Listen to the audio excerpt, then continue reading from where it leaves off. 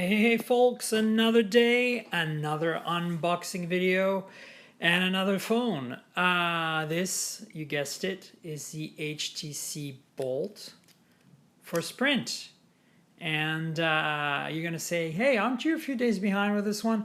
Yes, I am. I actually was traveling, as you know. I was in New York and before that in Madrid and Lisbon. I was in Lisbon for the Web Summit.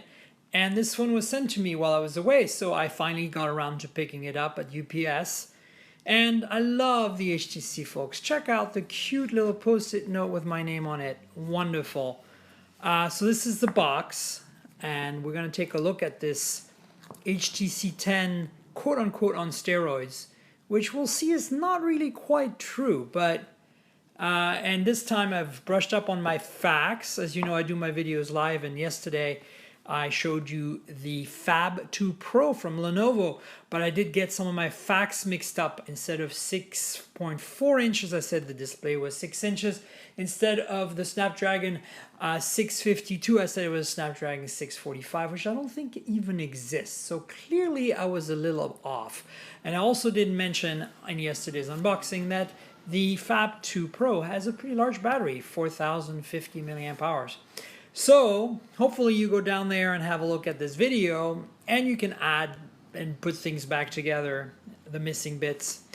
But this is all about this weird new HTC phone that we kind of didn't expect would be showing up since we got the HTC 10 a little earlier this year. So that's the box, typical Sprint. You got a whole bunch of stuff in the back here, blah, blah, blah. Now this is supposed to use Sprint's latest crazy network, like multi-carrier LTE, and be the fastest supposedly LTE phone in the US.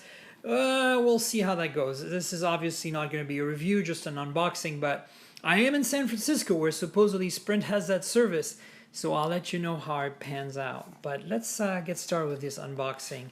As nice as this cute little post-it note is. Ta-da-da-da! HTC. And you know I'm a big fan of HTC phones, so I'm looking forward to this one. Woo, woo, woo. And here we go. There it is. The HTC Bolt. And don't drive distracted, kids. Go international. You know, I'm kind of surprised Sprint is still in business. Their network is kind of very meh, and really, who makes custom phones these days? Who gets custom phone made for them? This phone is exclusive to Sprint. I don't get how that's even possible in this day and age. But hey, here it is. And it is a beautiful phone, as we'll see later. Unlike the HTC 10, which I've pulled out so we can compare, this is completely flat, not rounded this time around. And it's a bigger phone, 5.5 inch versus 5.2. So let's look at the phone in a minute and see what's in the box. We've got a little tray here, and underneath it are a bunch of things. So let's see. Manuals, haha. There's a SIM removal tool here, obviously. But manuals, why do they even have manuals anymore? Who cares about this crap? Seriously, it's like shit. Nobody fucking cares. Okay, so get started. HTC important information. I'm gonna just push all this stuff over there. And then, oh, what the hell is this? Seriously? A warning sticker.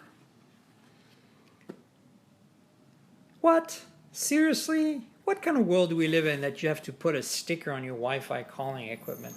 This is insane. Okay. So, very squeaky brakes out there, that truck. Very loud out there right now. So this is actually interesting. Earbuds with some replaceable and different size tips. Now the reason this is important and interesting is because this phone does not have a headphone jack. And as you can see, these earbuds have a USB Type-C plug at one end, right? And you're going to say, okay, big deal. It's just like the Lightning, ear pods that Apple ships to the iPhone 7. But no. This is actually interesting because This isn't just analog audio being fed into these. There's also microphones on these things. And supposedly they can tune to your ear by kind of detecting the acoustic shape of your ear, and then they can use these microphones to do noise cancellation or at least adapt the earbuds to your environment in real time. And this is a new feature, and you can only really do this with USB Type-C because you need some electronics in here to send audio back for the microphones, process it on the phone, and then send it back to the earbuds. So I'm really looking forward to see how this pans out, and if these also work with, say, the Le Eco Pro 3, Le Pro 3 that I have, and with the Moto Zs that I have that also don't have headphone jacks and rely on USB Type-C. I'll also see if the adapters that come with these other two phones will also work with the HTC phone, the Bolt. So I don't usually spend that much time on earbuds, but this is pretty special. Again, I'm not a huge fan of mixing the headphone jack, but this is a step in the right direction. It shows what can be done and what, when you start having basically active electronics in your devices, in your earbuds. This is just a standard USB Type-C cable. Let me see. Can you see that? There it is, with Type A at one end and a standard HTC charger. No big deal. But here's what's interesting about this. I don't know if you see here, but it says Quick Charge 2. Now, this is weird because Quick Charge 4 was just announced, and Quick Charge 3 is what the HTC 10 has. So why would the Bolt have one step down to Quick Charge 2? Interesting. Well, we'll find out. In the meantime, it's time to really take a look at this phone. And here it is, in all its glory. Dun, dun, dun, dun. And it's, of course, behind a plastic protection, which I'm going to revel in removing. As you know, I love removing plastic protection. Let's see if I can do this. I tend to be one of those weird picky people who doesn't want to damage the packaging. I don't rip stuff open like, some people. So I wonder if I can do this carefully. Let's see. I just want to loosen it enough to get the phone out. And without nails, this could be tricky. There we go. So how far can I go like this? I guess I might have to go all the way. Here we go. Aha! Not quite as satisfying as when they have these stickers you peel off and you hear the sound. So, HTC Bolt, ladies and gentlemen, and others. There's an IMEI number I probably should be covering up. But it looks like an HTC 10 at first impression, right? Until I pull out a real HTC 10. And then you'll see that this is a bigger phone. So this is my slightly beat up, as you can see, there's a nasty chip here. This is one of my big gripes with this phone, is that this PVD coated black has been chipping a lot. It's also chipped in the corners, and it's never been dropped, which is crazy. But HTC 10 here on the right, and HTC Bolt here on the left. And so flip them over and you can see how the Bolt is clearly bigger. And here's what you can also see is how I mentioned this is perfectly flat in the back. It's got these edges, but it's flat. And whereas the HTC 10 has this kind of, rounded back with kind of like edges that are thinner. So, the HTC 10 feels great in hand because of that, but let's see how this Bolt feels in hand. Pretty good, actually. It's a big phone, 5.5 inches versus 5.2, but there are other differences, and let's talk about that, because you'd think this would be a higher-end HTC 10, this Bolt, but it's not. There are in many ways the HTC 10 is a better phone, but in some ways the Bolt is a better phone. So let's talk about that. Let's talk about that in great detail. Let's start with the screen. So obviously 5.5 inches here, Quad HD, Super LCD 3, so this is very much a similar display, just bigger than what's on the HTC 10. No surprises here, everything cool, A-OK, HTC. Fingerprint reader, of course, in the front here, just like the HTC 10. You've got an 8 megapixel camera here in the front, but it does not have OIS, unlike the HTC 10, which has OIS on the front camera. Earpiece, proximity sensor, I'm not quite sure of this, potentially a notification light, but basically a pretty standard layout here in the front, nothing unusual. I do really like this better in silver. I kind of wish my HTC 10 had been a silver device, or a gold one for that matter. On the right hand side here you have a nicely ridged power lock key, just the way it should be, and a volume rocker, and check out this cool little detail here, little line between the up and down, very well done. You can feel it, it's very, very well done. And I really love the way this is machined. This beveled edge here is pretty awesome. On the left hand side looks like 2 slots, probably, I'm assuming nano SIM for one of them, micro SD for the other would be my guess. It wouldn't be a dual SIM phone on Sprint, so I didn't read the specs on that specifically, but I'm pretty sure that's what it is. On top here, you don't have anything. No headphone jack on this phone. Remember, we talked about the earbuds at length. So you got a plastic window here machined in. Very similar to the plastic window on the HTC 10, but missing the headphone jack. And on the bottom here, you have a speaker grill, obviously a mono speaker, USB Type-C connector, and what looks like the primary microphone. And that would be that. But the back is interesting, and specifically you can see there's another mic here and another mic right there. So 3 mics total. This looks like a dual LED flash, potentially dual color. I'm really having a hard time telling. But the camera, let's talk about that. So as you know, the HTC 10, at least on paper, had one of the best cameras on the market, and it had OIS in the front. But the rear camera on the HTC 10 is 12 megapixel, f/1.8 f-stop, and it has OIS and large pixels, right? Because it's only 12 megapixels, so it can make the pixels larger. And you'd think the HTC Bolt would be better, or at least have the same module or something, but nope. The gods at HTC decided this phone would have a 16 megapixel shooter with OIS and an f/2.0 aperture, and it means the pixels are small. It means I think it's going to perform worse in low light, but that's one of the downgrades compared to the HTC 10. Let's talk about the innards, and before I do, check out that beautifully stencil. We can't even feel it. It could be possibly anodized right into the aluminum HTC logo. This is all pure machined aluminum. Again, these are the same people who brought us the Pixel, and of course have been doing beautiful work on unibody phones for a really long time.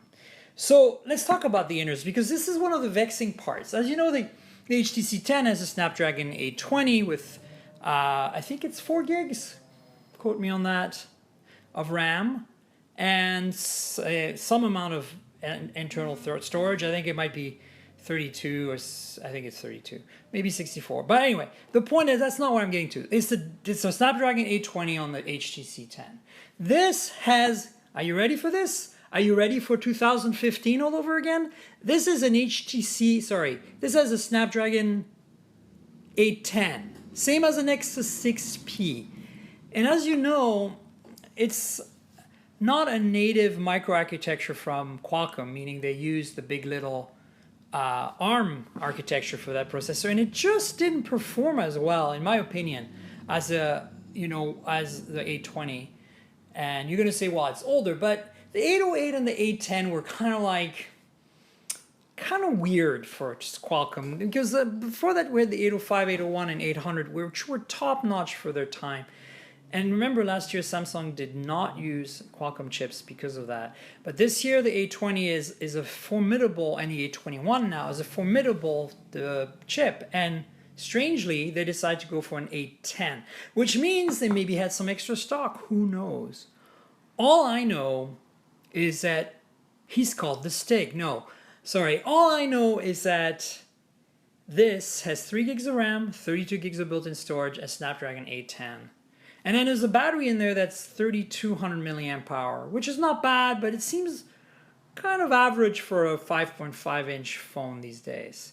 And remember, the 810 isn't the best at power consumption. The 820 is a little better, so I'm not sure how it'll compare to the HTC 10, which right now completely escapes me what kind of battery the HTC 10 has. I think it's 3000-ish.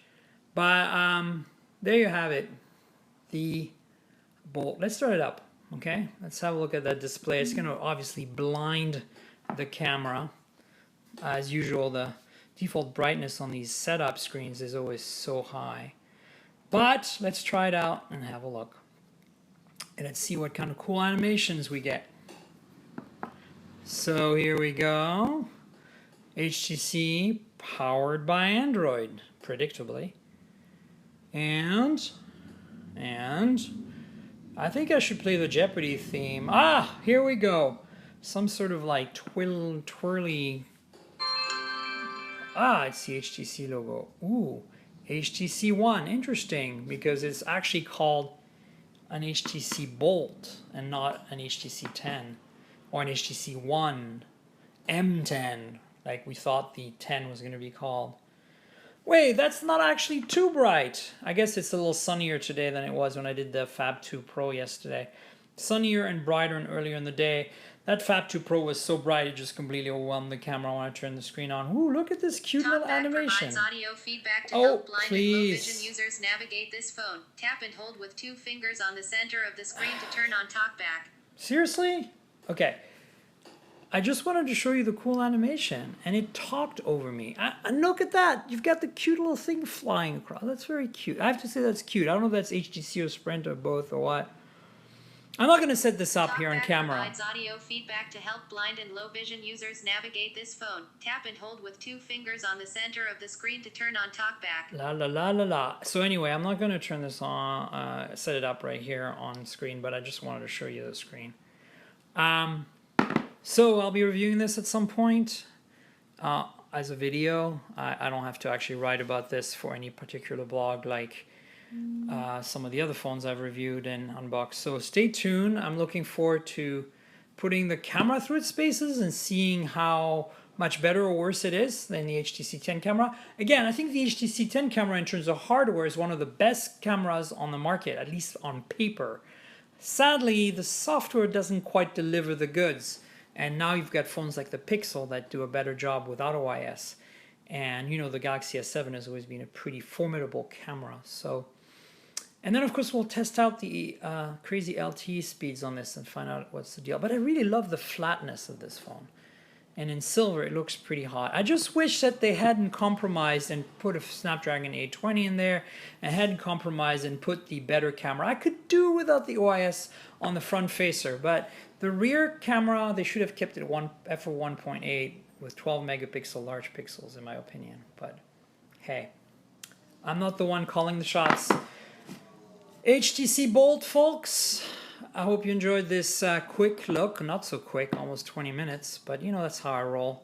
At the HTC Bolt, HTC's latest pseudo flagship large phone. Oh, one more thing about this phone. It is IP57, so it's water and splash resistant. Not proof, you can't bathe with it, but if you accidentally drop it in water, nothing major is going to happen. So there you have it. HTC Bolt for Sprint, exclusive to Sprint. Some ways better, in some ways worse HTC 10.